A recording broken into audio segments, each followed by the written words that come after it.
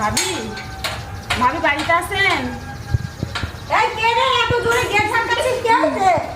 ভাবি, এই কে? ভাবি, কি সমস্যা কি? তোমাদের এত এত কিসের ডাকাডাকি?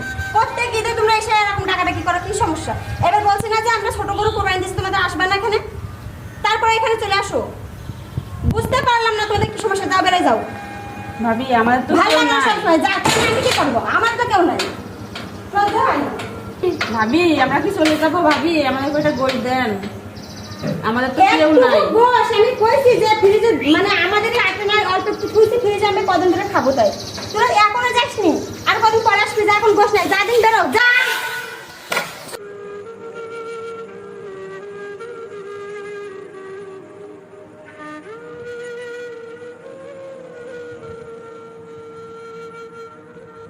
খেয়ে দে, কাজ নাই, যা বেরো, আর কখনো আসবি না। চল ভাই, ভালো লাগে না, আমাদের তো আমার কেউ নাই। সন্তান নিয়ে আমি বাঁচি না। আসলে এই দুনিয়াতে এতিমদেরকে কেউ ভালোবাসে না।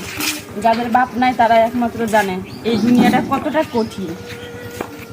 এর জন্য বলি যে এতিমদেরকে সবাই ভালোবাসেন। চল আমরা চলে যাই।